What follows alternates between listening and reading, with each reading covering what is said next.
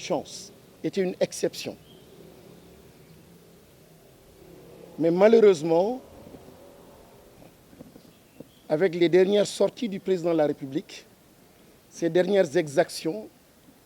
ces dernières décisions, ces dernières orientations, le Sénégal est de plus en plus en train de basculer vers un bourbier qui peut être finalement la catastrophe pour notre système, notre constitution, notre devenir. Et il est de notre responsabilité en tant qu'acteurs politiques de nous adresser au peuple sénégalais, aux forces vives du Sénégal, mais aussi à la communauté internationale, pour dénoncer ce qui est en train de se passer, ce que nous vivons, mais aussi avertir, alerter et demander à tous ceux-là qui s'indignent parce qu'il y a de l'injustice, tous ceux-là qui aiment bien, qui sont épris de justice et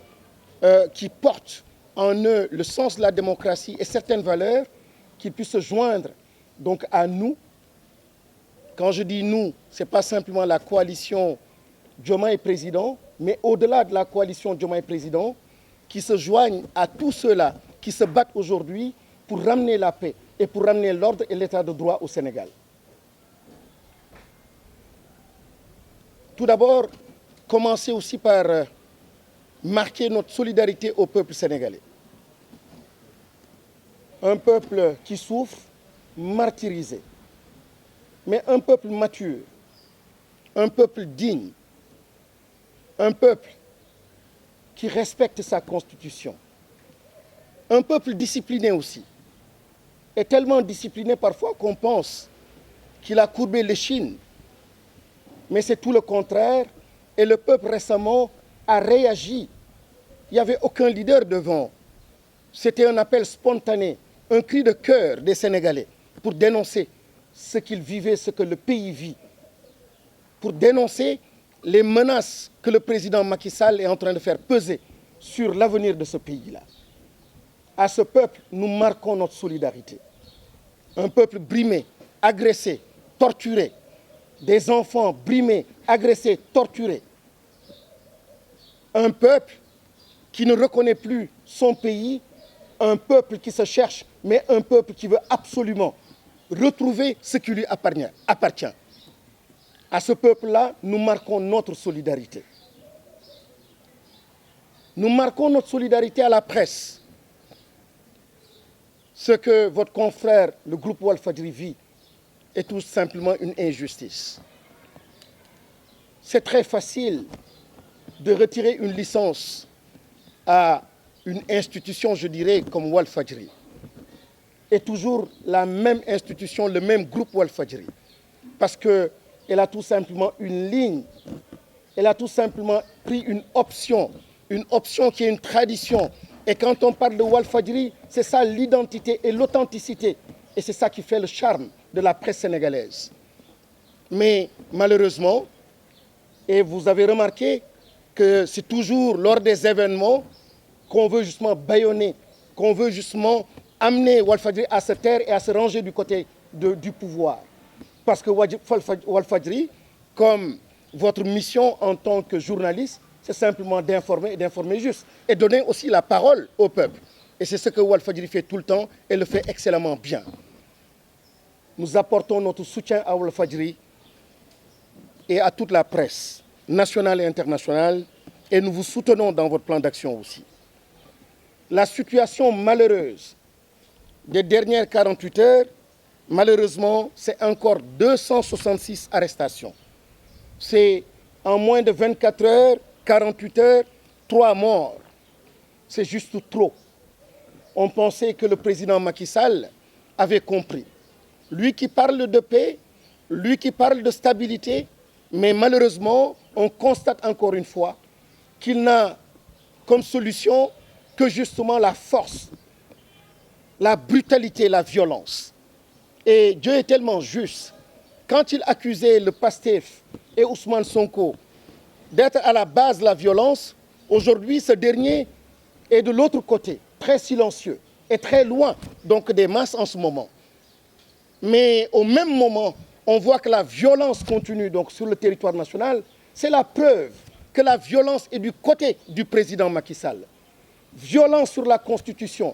violence sur le peuple sénégalais, violence sur les enfants, la jeunesse, violence sur nos valeurs. Macky Sall est en train tout simplement de montrer qu'en réalité, il n'est pas homme de paix, homme de dialogue. Au contraire, il est un homme qui détruit ce qui ne lui appartient pas, ce qui appartient à un peuple et ce qui a été construit. Le fil de l'histoire, et c'est une longue lutte, une longue marche. Et malheureusement, Macky Sall ne comprend pas cela et est en train d'opposer aux Sénégalais encore une forte violence, une violence inouïe. Ce point de presse, donc, c'était une introduction et le point de presse se déroulera en 4 étapes. Une première étape qui portera sur ce que je viens de dire. ñun ñëpp dañoo jaaxle ndax Macky Sall bi ñu koy fal en 2012 ñun ñëpp dañoo amoon yaakaar ci moom yaakaaroon nañ ne Sénégal fii lay jóge rek baax ba faw ndax dañoon wax ne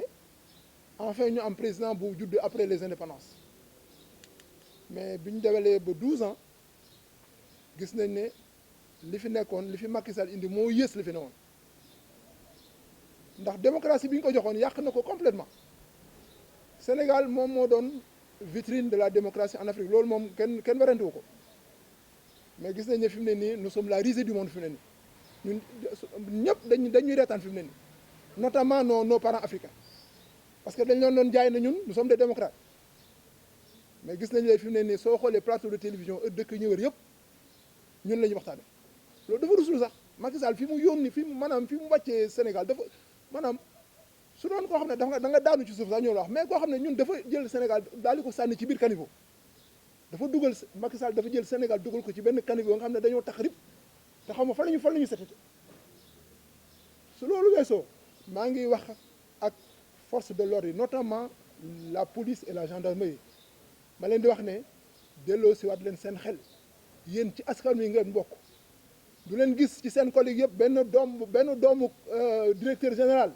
wala benn doomu ministre wala doomu encore moins doomu président bu nekk gendarme wala policier yéen ñëpp seen i waajur ay baadool lañ comme ñun donc indiwaate leen seen xel ngeen xam ne li ngeen di def nguuru Macky Sall bi bés bu jeexee ala kul alin dinañ leen ci topp yéen ñëpp ci li ngeen def muy fii ci biir réew mi muy ci biti déjà yëg ngeen ne am na ay plaintes yu ñu déposé à la CPI xëy na CPI ju commencé gul liggéeyam mais bés bu commencé liggéeyam ngeen xam ne ah yenn yi moom jarul a def terewul su Macky Sall wàccee te incha allah dina wàcc ñi nga xam ne def nañ fi ay njombe yëpp rey fi ay nit wala gaañ leen def fi lu naka su lu noonu danañ leen woo ci tribunal topp leen voilà ku leen loolu day am moom waaw parce que lu mel nii Macky Sall li mu def amul benn sénégalais bu ko koy baal ah man du ma ko baal ni mu yàqee suñu réew mi rey suñuy doom gaañ leen ah man du ma ko baal xam nga kenn la koy baal donc forcément dina am ay poursuites judiciaires dina am ay poursuites pénales contre képp koo xam ne def nga njombe rey nga nit wala blessé nga nit na ngeen ci bàyyi seen xel dellu si waat leen seen xel ngeen xam ne réew mi ñun ñoo ko bokk kenn mënu ko xaajoo wasalaam.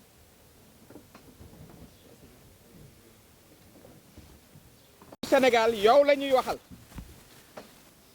nga bàyyi nga suñu doom yi ñu bàyyi leen di leen rey nanu arrêté di rey suñu doom yi jigéenu Sénégal yi loolu lañ lay wax na sa soxna ëmbee juróom-ñeenti weer ñetti doomam noonu la yaayu ñii nga xam ne dañ leen a boom barki démb noonu lañ leen ëmbee juróom-ñeenti weer noonu lañ leen bëggee woon ci seen xol jigéenu Sénégal yi nee nañ arrêtez de tuer nos enfants, qu'on arrête de tuer nos enfants qui exercent leur droit constitutionnel de manifester. Droit constitutionnel, c'est reconnu par la Constitution du Sénégal. ba ñu ciy boom ñett encore une fois wax nañ ko kenn mësta boomee autant de jeunes et d'enfants que depuis ces derniers mois et ces dernières années. Il faut que cela s'arrête, il faut que cela cesse loolu Macky Sall lañ koy wax. na nga buggee sa ñetti doom yooyu nga jur ñooñu la xale yii noonu la seeni way jur noonu lañ leen bëggee woon tey ñu boom leen ñi fi nekk di wax société civile ñoom ñëpp la lutte contre l'impunité fii la commencé ça va se commencer là ça doit s'arrêter démb ñu dégg ci interview bu mu jot a def ne voilà eh bien alors dégg nga maam su ngeen ñëwul dialoguer am na ñoo xam ne ñu ngi fi dinañ ñëw jël le pouvoir loolu mooy appel à coup d'état booy xool loolu la ñëpp comprendre mais loolu c'est inqualifiable yow bañ lay jox nguur gi ci démocratie la ñu jaar jox la ko bu ñu la jaarale woon fii ngay jaarale nit ñi kon doo mës a dégg président tey nga jaaxle naan voilà da ngeen di ñëw dialoguer wala am na ñeneen ñoo xam ne ils viendront les politiciens on doit faire attention c'est toi vous qui devez faire attention monsieur le président de la République c'est vous qui devez faire attention le 2 avril ci la sa ay di jeex terminé lii fi xew yëpp yaa ko indi yow yaa arrêté le processus démocratique à quelques heures de la campagne électorale heure bii bu ñu fekkoon campagne électorale kon ñetti xale yii génn manifester ba ñuy dee du ñu dee sa décision moo indi lii nga xam ne moom la ñëpp di jooy fii Sénégal c'est un pays démocratique démocratie la ñu xam mënoo fee génne démocratie c'est pas possible mënoo génne démocratie fii la nga xam ne moom la ñu lay laaj te mu leer mooy nga organiser élection yi le 2 avril nga jël say bagages nga dem amut leneen loo xam ne lii moo fi war a mën a am votre mandat monsieur le président de la République vous le savez très bien il se termine le 2 avril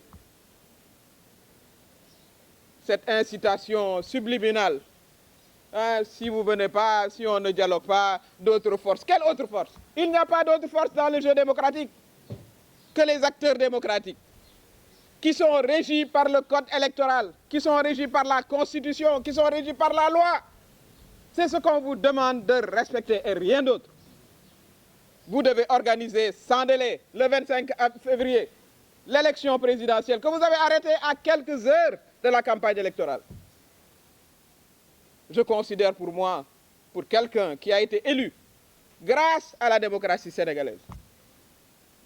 on vous aurait appliqué ce même régime, vous n'auriez jamais été président de la République.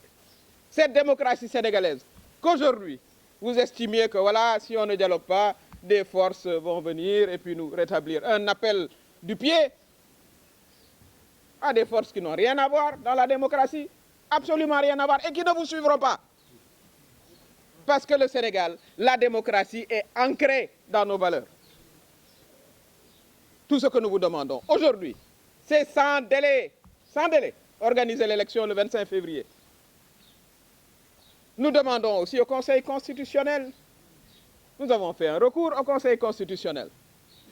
Mesdames, messieurs, vous êtes 5 Sénégalais aujourd'hui. Sachez que 7 Sénégalais, 7, l'avenir de ce pays en quelque sorte est aujourd'hui entre vos mains. L'histoire vous a placé devant nous. C'est à vous d'entrer dans l'histoire ou c'est à vous de marcher et de montrer dos à l'histoire. Vous savez pertinemment que la loi qui a été votée pour le report est une loi anticonstitutionnelle. Nous avons fait recours. Si on veut que le Sénégal continue sa marche démocratique, mais rapportez cette loi qui est anticonstitutionnelle. Et nous retournerons normalement dans le processus électoral qui était entamé et qui n'aurait jamais dû être interrompu. loolu mooy wax ji tey juróom-ñaar ngeen yu sénégalais yoo xam ne yii bu ñuy seet avenir ak président au Sénégal mu ngi seen loxo ndax la xew assemblée nationale ñu delloo génne délai bi ne non léegi dañu koy yóbbuwaat 9 mois xam ngeen ne loolu teguwul ci yoon xam ngeen ko bu baax li président Macky Sall doon wax mu ngi fii tege ñoo àndoon ak moom ñun ñoo doon manifester ak moom na ku ne delluwaat xool dans les réseaux sociaux la mu doon wax président Ablaye Wade ne ko fii doo fi toogaat un jour supplémentaire mais yow it Macky Sall doo fi toogaat un seul jour supplémentaire kon conseil constitutionnel soxna yeeg ña fa ne xam leen ne la ngeen war a def pour lii dakk xale yii di génn manifester te ñu am ci droit nag am droit mu manifester di manifester pacifiquement ñu naan leen tell bal ñuy dee 22 ans 23 ans mais où est dans quel pays c'est-à-dire rien que ça c'est une défaite loolu waroon naa laaj ku jiite réew mi démissionné sa ay propre doom yow ñu tuddee la le père de la nation dafa am sens waxuñ ko rek nii mooy da nga war a protéger sa jeunesse warta génne di manifester ñu leen di dóor bal ñuy dee kooku jigéenu Sénégal yi duñ la ko masabal duñu la ko masabal la ñuy laaj nag mooy yoon atte ñu mooy li procureur wax muy CPI muy justice képp koo xam ne boom nañ la fi dans l'exercice de tes droits constitutionnels mais dinañ ko layoog yow dinañ ko layoog yoon kon cet appel qui a choqué le monde entier tout le monde a compris li nga bëggoon a wax su ngeen ñëwul dialogue armée day jël pouvoir loolu la ñëpp comprendre loolu la ñëpp comprendre te yow nga jaar ci démocratie yow armée ñëwul teg la fi de ci suñu coobare bopp ñun sénégalais yi ñu wàccoog yow nag falaat la nga war a dem interrompre processus démocratique bi nit ñi génn di manifester ñetti xale yi doomu Sénégal def yi nga daan eh bien alors su ngeen ñëwul bu ñu discuter wul d'autres forces mais ces forces on a bien compris loolu du fi amee c'est un appel aussi que nous faisons à nos hommes de tenue qui ont toujours été des démocrates kenn du la topp ci lii kenn du la ci topp kenn du la ci topp le 2 avril nga pare sa ay jeex na nga dal di dem ñu organiser ay élections kon sénégalais yi aussi loolu la noonu la ñu taxawuñu neneen fii du ay casseurs nekk ci biti wala ay jeunes lañu ay femmes ay mag yu taxaw gis nañu ay mag 70 80 ans yore seen drapeau Sénégal personnes handicapées bien sûr brutalisées c'est-à-dire da ngay dem ba yow gàcce ngay am comme sénégalais gàcce suñu wax ju bari jeeg droit de l'homme gis say forces de l'ordre di brutaliser ay soxna une femme dal doxe ko ginnaaw même pas en face parce que jigéenu Sénégal kenn du leen xoqatal doxe ko ginnaaw dóor mu taxaw noonu la jigéenu Sénégal yëpp taxawee noonu la ndawu Sénégal yëpp taxawee noonu la magu Sénégal yi taxawee kon loolu mooy li nga xam ne moom lañ ci bëggoon a wax ak xol bu naqari waaye ak détermination wax naa ko détermination sans faille bu fekkee ne nag 18 millions de Sénégalais yi mën nga ñëw dugal kaso ñun ñëpp bismillah. Thank you very much to all of those who are listening to us and watching us today. We would like to start first by bowing to the memory of the fallen. 3 young people have been murdered by the security forces of Senegal, of Macky Sall, in 3 parts of the country. And this is unacceptable. These past 48 hours have been really terrible moment again for our country. We have seen 266 people arrested and 3 people dead. A violence that is unprecedented again being put on the citizens of Senegal that are only exercising their right to demonstrate. Their right to demonstrate in a context when the government wants to do, the president of Senegal wants to do a coup d'etat, a civil coup d'etat, a constitutional coup d'etat. This has been really condemned, and we appreciate the position of the international community unequivocally condemning Macky Sall's attempt to stay in power beyond the 2nd of April, condemning Macky Sall's attempt to take back our democracy by using very shady means to stay in power. This has been his plan since long ago. And today the international community came to understand that all that Macky Sall was saying was not true. He's been trying to find a way to stay in power, especially when he realized that his candidate was nowhere to win. And the candidate that he put in jail, the second that the other party used to present was going to win on the first round. He said, let me use some kind of trick to stay in power, and banished Senegalese democracy. So we have seen African institutions condemn this, international institutions condemn this, and saying to Macky Sall, do organize the election in due time. The elections are due on 25th February organize the elections.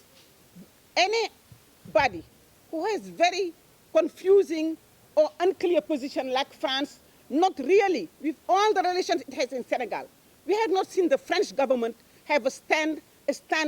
clear stand and a strong position against Macky Sall. And we really are very disappointed by that position.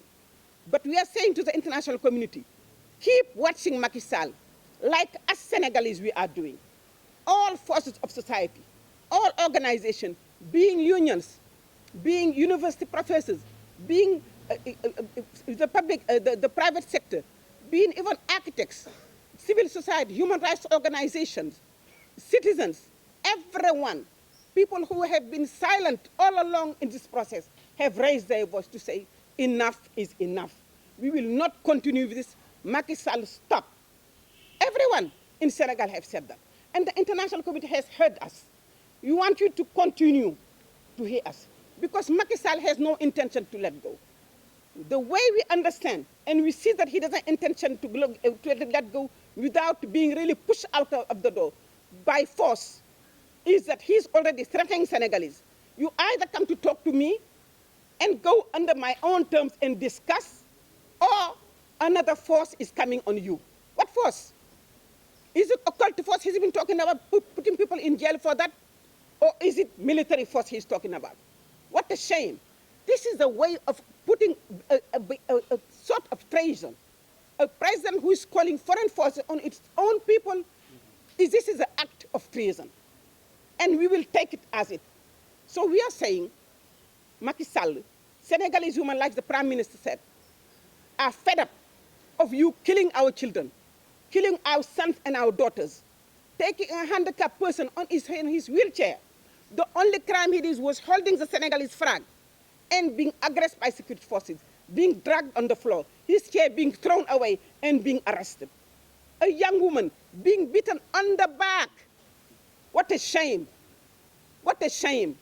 You don't even have a courage to face a woman. You are going to hit her on the back and arrest her. This is the Senegal we are living. This is the kind of Senegal we are fighting against because we do not know this. This is not us. Macky Sall, you are acting act of treason. Every step you take is treason, and we want you to stop. We will not take it. We will not accept it. We will resist it like we have been resisting for the past 2 years. You know that you are not going to win this one because the whole country is against you. And the international community is saying, except your friends, stop it. The elections have to be organized. We have to go to campaign. This is not time for dialogue, it's time for campaign. At this time, we should have been campaigning, and we are going to campaign. We are campaigning for the election to be held and for you to leave on the 2nd of April 2024. Thank you very much. Parce que nekkoon nga au cours de l'État te madame le premier ministre mi ngi toog nii moom def naa ne ñun li ñu yàgg a Macky Sall lépp moom moo ñu ko gën a xam parce que moo doon premier ministre am bi may ñëw léegi sama benn goro bu nekk France daf ma woo mu ne ma boo xamee gàcce gi ñu nekkee yàlla rek ko xam mu ne ma dama am ay samay xarit ay investisseur waxoon ak man ba bëgg a ñëw Sénégal mais ñoom ñëpp fomm nañu mu ne ma li ci gën a doy waar mooy ci réseaux sociaux yi foofu dañuy méngale Sénégal ak Palestine di ko méngale ak Ukraine mu ne xamuloo sax Macky Sall tooñ bim ñu tooñ fan la yem yàgg naa leen a wax ne dafa am problème de cerveau gëmu leen ma waane loolu bis bu jot mi ngi koy confirmer y a quelque chose boo xam ne bii ci bopp bi doxul parce que bu doon nit nii nga xam ne moom lay ngoyee ci pouvoir bi nit du ko def mukk Senghor defu ko Abdou Diouf defu ko Ablaye Wade defu ko te ñoo ko gënoon a taxaw ci réew mi kon y a quelque chose qui cloche li ko dal ñun teguñu ko moom moo dem choisir un poulet de chair politique nga xam ne il est simplement habitué au salon feutré et lambris dorés, même dans sa manière de parler. Vous constatez qu'Amadou Ba n'est pas un homme politique. Il ne peut pas gagner une élection. J'ai dit à mes amis qu'il est le candidat de Saint-Tropez, du caviar et du homard. Amadou Ba, il ne connaît pas le Sénégal. Je me demande ndax dana lekk cere sax. C'est un petit bourgeois. Xamul li paysans yi di dund. Xamul lu sàmm yi dund. Xamul lu baykat yi di dund. Xamul li nga xam ne moom la nappkat yi dund. Xamul le jeunes yi dund. Celui-là nga bëgg ko pousser pour mu nekk le président de la République, mais c'est impossible. Les forces sont là. Les forces sont là. Le futur pouvoir est là. ñii ñoo xam réew mi ñii ñoo xam Sénégal ñii ñoo xam méttitu askanu Sénégal. Alors li mu bëgg a def nag madame le premier ministre wax na ko sànq, appel à un coup d'état militaire la Macky Sall woote. Mais s'il le fait, c'est qu'il est dans l'incapacité de gouverner le Sénégal. Le Conseil constitutionnel devrait déclarer Macky Sall incapable de gouverner le Sénégal et le destituer. Parce que c'est grave ce qu'il a dit. Man su ma ko waxoon ñu jàpp ma, premier ministre su ko waxoon ñu jàpp ko, moom mi ngi koy wax ay militants mi ngi wër di ko wax. ñu leen di béy ñuy dem seen yoon. Ils veulent gaboniser le Sénégal. Non, ça ne se passera pas ici. Un coup d'État avec la complicité de forces de défense et de sécurité, notre armée ne l'acceptera pas. Ils ont une devise. On nous tue, on ne nous déshonore pas. Macky Sall ne va pas vous déshonorer. On le sait, vous êtes du côté du peuple. Il n'y a qu'un seul discours qui vaille. Et le 2 avril, Macky Sall n'est plus président de la République du Sénégal. Il faut qu'il dégage et qu'on élise celui qui aura été choisi par le peuple. Rien d'autre. Pas un jour de plus, pas une seconde de plus. Et j'en profite encore pour toujours parler à la communauté internationale. C'est vrai, vous réagissez, mais ce n'est pas suffisant. Il a fait un coup d'État constitutionnel. Il incite à un coup d'État militaire. Pourquoi vous ne le sanctionnez pas? Dans tous les pays, particulièrement de la sous-région,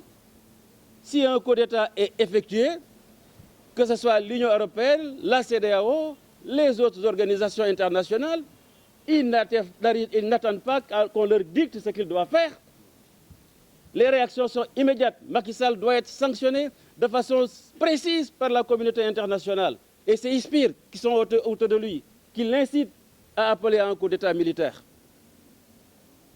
Si ce n'est pas cela, nous ne pouvons pas penser que vous êtes des amis du Sénégal. On reconnaît ces amis dans la douleur et la souffrance. Et aujourd'hui, vous ne pouvez pas vous dérober parce que c'est devant vous, au su et vu de vos observateurs, que des jeunes sont abattus. Qu'une première ministre est arrêtée, que des femmes sont violentées, que des handicapés physiques sont torturés. Non, vous avez bien vu de quoi il s'agit au Sénégal. Vous ne pouvez pas vous taire, vous ne pouvez pas ne pas agir. C'est ça que nous vous demandons, rien de plus. Parce que vous le faites ailleurs, ce n'est pas de l'ingérence, mais c'est la défense de principes démocratiques universels que vous défendez à travers le monde. Le Sénégal n'est pas une exception. Quand il y a une dérive dictatoriale et autoritaire, nos pays amis partenaires ont l'obligation d'agir, rien de plus. Voilà, je n'étais pas préparé pour prendre la parole, monsieur le ministre. Les quelques mots. Coup d'état constitutionnel bi comme diw dafa signé yow nga contre-signé lu leen dal gouvernement bi la. Donc nous exigeons que les juges du Conseil constitutionnel, que leur sécurité soit renforcée, assurée pendant ces périodes si troubles de la vie de notre pays. Car nous nous souvenons qu'un juge a été assassiné dans ce pays-là. Et nous ne souhaiterions pas que cela arrive à nouveau. Comme nag loi bi Macky Sall ak i député am voté Assemblée nationale te dëppoowul ak constitution dañ ko ajandi ndax recours député Yewwi Askan Wi ñun coalition Diomaye président dañuy wëyal suñu activité loolu moo tax tey ñu woo leen conférence de presse pour xamal leen ko muy benn tey jii nii bu weesoo conférence de presse bii ñu amal ak yéen dinañ dem ci commissariat yi dem seeti 200 ak juróom-benn fukk ak ñett doomu Sénégal yi ñu jàpp te li leen tax a génn mooy fippu résistance désobéissance civile fippu ndax bañ 3e mandat bi président Macky Sall bëgg a def fippu ndax bañ coup d'état constitutionnel bi jàll. dinañ dem seeti itam suñu mbokk yi nga xam ne dañ leen gaañ dañ leen blessé dañ leen dem seeti ci hôpitaux yi ak ñoom seen. fii Ndakaaru dinañ ko def ñun leaders yi mboolem membre yi coalition Diomaye président ci Sénégal fu am ay doomu Sénégal seetuñu ci ndax bokk nañ coalition Diomaye président am déet fu ngeen dégg ne am na koo xam ne gaañ nañ ko ci résistance bi ak ci fippu bi ak ci bañ buumu jaam bi ñu président bëgg a teg dem leen seeti ko fële ca kër docteur ci hôpital yi ak ñoom seen. waaye itam tey am na suñu ay mbokk yu amal veillée citoyenne Mermoz à 22h wetu kër Macky Sall veillée nocturne citoyenne à Mermoz à 22h képp ku ko mën na nga fa dem ndaxte lépp li nga xam ne pour jàmm dellu si ci réew mi lépp li nga xam ne pour ñu génn ci fitna bi nga xam ne ci la ñu président Macky Sall dugal lépp li nga xam ne daf ñuy delloo rétablir l'ordre constitutionnel ñun Diomaye président coalition même bu jógewul ci ñun dañ koy dooleel dañ ciy ànd dañuy wax suñu ay militants suñu ay sympathisants ak askanu Sénégal ñu dem dooleel ko. loolu mooy programme mu tey suba altine fukki fan ak ñaar ci weeru février bu midi jotee délégation bu takku dina dem seeti groupe Walfadjri ñu leen di joxaale rendez-vous suba 12h midi dem seeti waa groupe Walfadjri jébbal seen kanam suñu naqar suñu métit ci li nga xam ne dañ leen ko teg ñoom teg ko mbooleem journaliste ak organe de presse waaye itam teg ko mbooleem citoyen sénégalais mbooleem askanu Sénégal donc bu midi jotee suba rendez-vous Walfadjri groupe Walfadjri bu 3h jotee suba altine 3h dinañ séddale fu nekk spécimen Diomaye président donc séddale spécimen Diomaye président maanaam wëyal daal suñu campagne bi ngir askan wi gën a ràññee li nga xam ne mooy bulletin Diomaye Bassirou Diomaye Diakhar Faye bi nga xam ne moom la ñu war a dugal ci mbañ ngàcc bi ci urne bi dimanche 25 février 2024. mardi 13 février talaata fukki fan ak ñett ci weeru février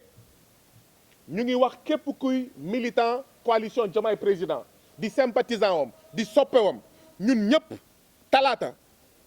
fukki fan ak ñett ci weeru février ñu dem dooleel suñu mbokk aar suñu élection yi nga xam ne dañuy amal marche boo xam ne bokk na ci li koy mandargaal tekkaaral marche silencieuse kenn du wax dara waaw ndaxte am na fi ngay jommee am na fi ngay jaaxle am na fu réew toll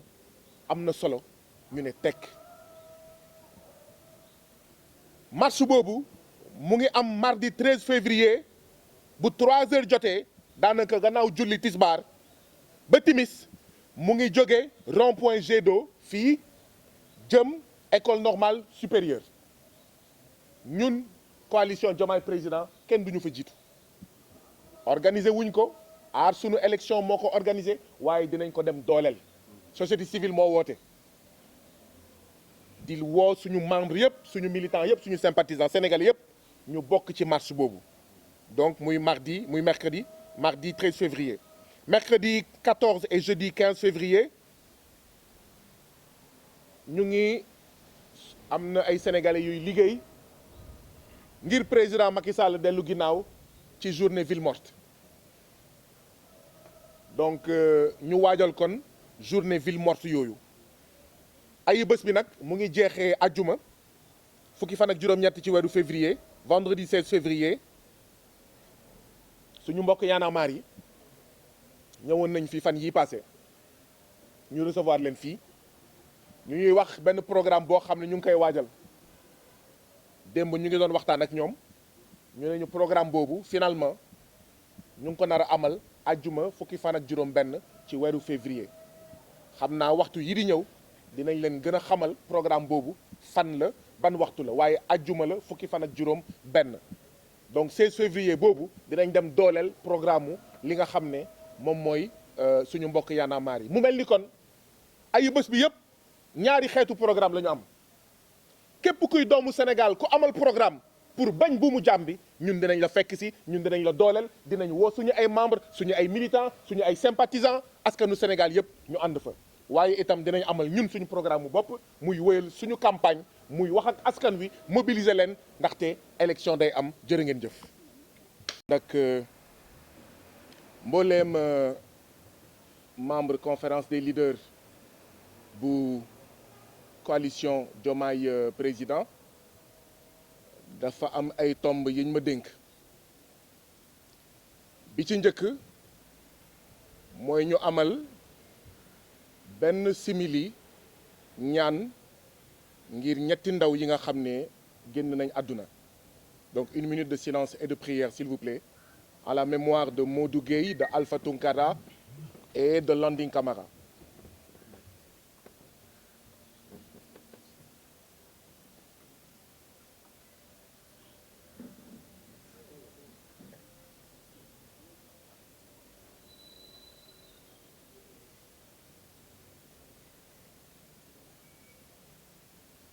Je vous remercie. jërë ngeen jëf jërëjëf Imam Dramé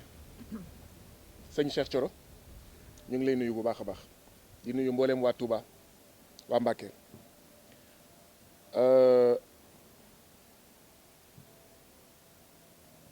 mai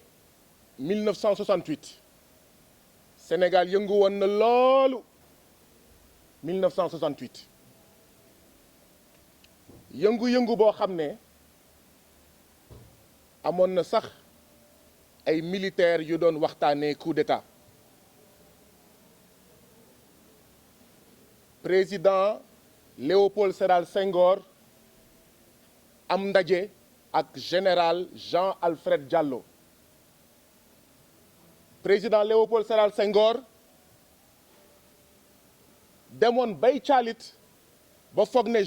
général Jean-Alfred Diallo dafa ñëw pour ne ko ñun militaires yi jël nañ ci say loxo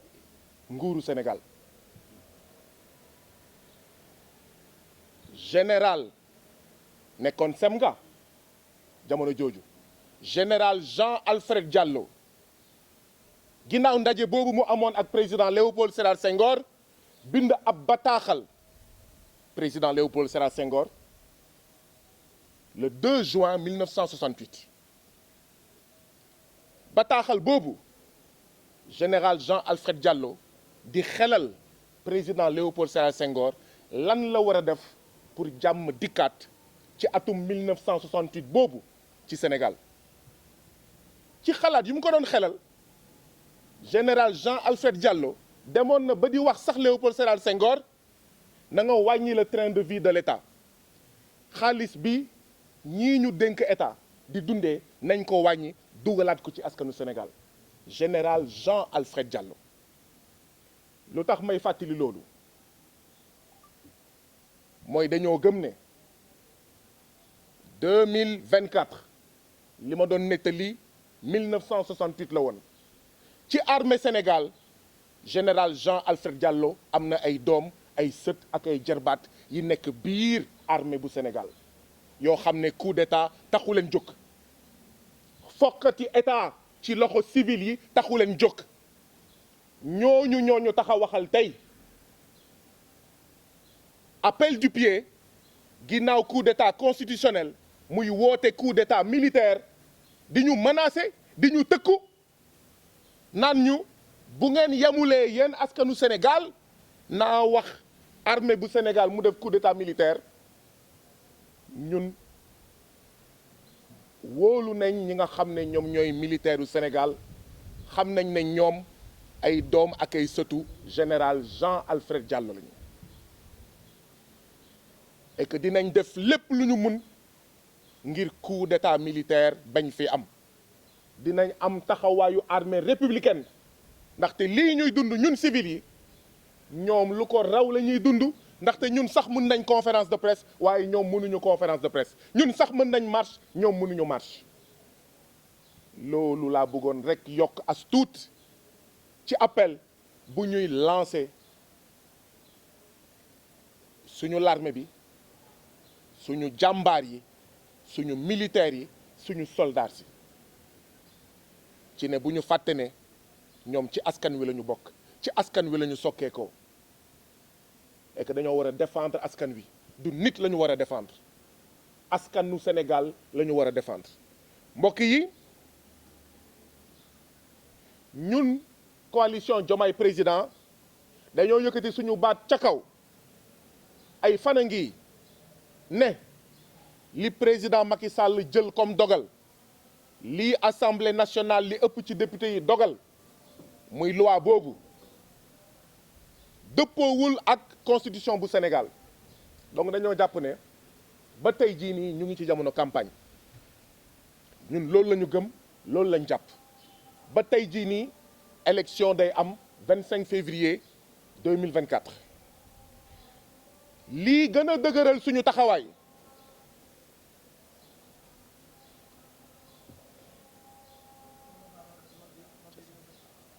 lii gën a dëgëral suñu taxawaay jërëjëf Serigne Cheikh Thioro lii gën a dëgëral suñu taxawaay mooy ginnaaw bi assemblée li ëpp ci député yi muy député Macky Sall voté loi bi nga xam ne ñun ñëpp ko gàññ député Yewwi Askan Wi dañoo def recours dañoo dem fa mbaxane doonee benn muy conseil constitutionnel ngir wax conseil constitutionnel mu àtte ñu ñun askan wi ak Macky Sall ak i député wam ci loi bi nga xam ne jël na ko te muy loi boo xam ne dafay yokk mandaawam loolu nag bu amee sénégalais samay mbokk dafay ajandi décret wu Macky Sall dafay ajandi loi bi nga xam ne voté nañ ko assemblée nationale alxames altine ba le passé député Yewwi Askan Wi yi dem fa mbaxane doonee benn conseil constitutionnel juróom-ñetti fan alxames juróom-ñetti fan ci weeru tubaab bi muy février donc da koy ajandi ci weer maanaam fii ak fukki fan ci weeru mars kon mu ngi mel ni comme dañoo ajandi loi boobu nga xam ne moom la ñu voté altine passé ci assemblée nationale te dëppoowul ak constitution dafay gën a dëgëral ñun suñu taxawaay ci ne ñun ñëpp ñu ngi ci jamono campagne électorale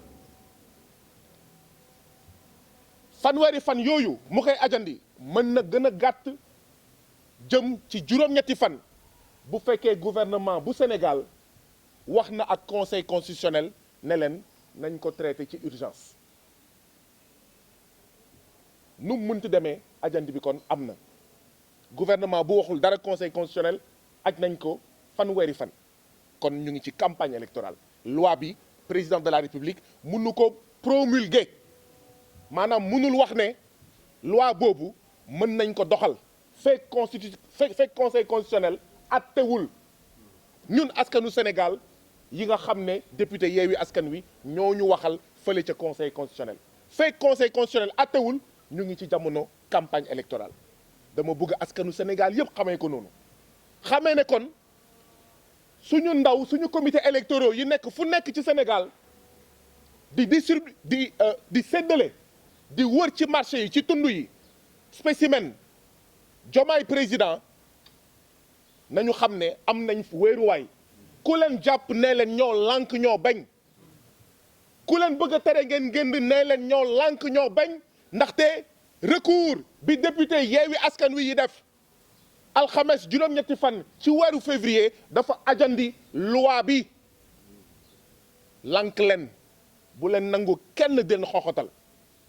policier wala gendarme wala ku munti jàkkaarloog yéen wax leen ko loolu te loolu mooy dëgg donc ñëpp nañu jël spécimen Diomaye président wër ci quartier yi ci village yi ci dëkk yi ci dëkkaan yi ci tund yi ak ci xur yi kon dinañ xaar li nga xam ne moom mooy décision conseil constitutionnel loolu lu may tekki itam mooy préfet DGE Sénat CNRA dañoo war a continuer seeni opération buñ ko defulee dañoo jalgati yoon ça veut dire que tey balaa ñoo tëdd ci télé candidat yi dañoo war a jaar télé wax seen programme buñ ko defee moo am buñ ko defulee dañoo jalgati yoon ndaxte la saisine du conseil constitutionnel évidemment a un caractère suspensif pendant 30 jours le délai qu'a le conseil constitutionnel pour rendre sa décision au minimum pour 8 jours si en fait le gouvernement déclare l'urgence. Donc nous sommes en campagne électorale. Ça veut dire également que direction générale des élections dafa war a teg ci loxo parti politique yi ci loxo coalition yi suñu loxo ñun Diomaye président li nga xam ne moom mooy fichier électoral bi kafuñu si réewuñu si ñu ngi xaar ci direction générale des élections mu teg suñu loxo fichier bi suñu ay spécialistes suñu ay techniciens suñu ay informaticiens mën ko setantal mën ko càmbar lii mooy kon tomb bu njëkk bi ñun ñëpp ñu xamee ko noonu bu kenn toog këram la résistance continue la désobéissance civile continue et elle continue notamment ñu dañ koy wëyal fippu bi ci wëyal suñu ay activités ñun coalition Diomaye président waaye du doon moom rek naa si ñëw far nañ nag ci weewu béy ne membre conseil constitutionnel yi fu mu nekk nii ñu ngi teg seen loos pression bu rëy a rëy ngir mën a atte li nga xam ne député Yewwi Askan Wi yóbbu nañ ko conseil constitutionnel ngir mu wax ne loi bi ñu voté altine ba le passé dëppoowul ak constitution dégg naa ñu ngi subir ay pression yu métti ñu ngi leen di woo ñu ngi yebal ay nit ñu ngi leen di menacer d'ailleurs c'est l'occasion pour nous Diomaye président coalition de dire au président de la République au gouvernement d'assurer la protection des juges constitutionnels ndaxte nag fàtte xaju fi ñi juddoogul sax xam nañ ne am na juge bu ñu fi reyoon terewul nag résultat élection yi ñu joxe ko. Nous demandons solennellement au gouvernement et au président de la République d'assurer la sécurité des juges constitutionnels lu leen dal Macky Sall la lu leen dal I'm sorry lu leen dal Macky Sall la gis ngeen mu ngi nii di daaneel sama téléphone waaye du ñu tere wax lu leen dal yawa président Macky Sall lu leen dal yawa Amadou Ba comme léegi yéen ñaar mbur ak sow ngeen ci gërëm ñëpp damay dellu si waat ci gi 1 minute de silence yi mu def noonu kenn ki dem ko xam muy Alpha Tunkara bàyyee ko Dindi Fello mu nekk 23 ans la am nekk ku baax ku sedd famille am moom rek la amoon ndeysaan koo xam ni jàng na ba egg université mu nekkoon l'espoir de toute une communauté, de tout un village, mais aussi l'espoir donc d'une famille. te xam nañu gox yu mel noonu ni mu méttee nga toppatoo sa doom ba mu egg niveau boobu jékki-jékki de façon lâche mu war a faatu ni métti na torop xale boo xam ne la tamit muezzin la woon dafa daan noddu ci mosquée bi ak fépp fu mu daan dem bokkoon na ci loo xam ne ay activité am mu nekk ku baax yàlla na ko yàlla yërëm Modou Gueye googu tamit démb maa ngi seetaan benn vidéo mu nekk koo xam ni dafa doon simplement écouler stocku drapeau yi mu amoon parce que dañu éliminer sunu équipe mu doon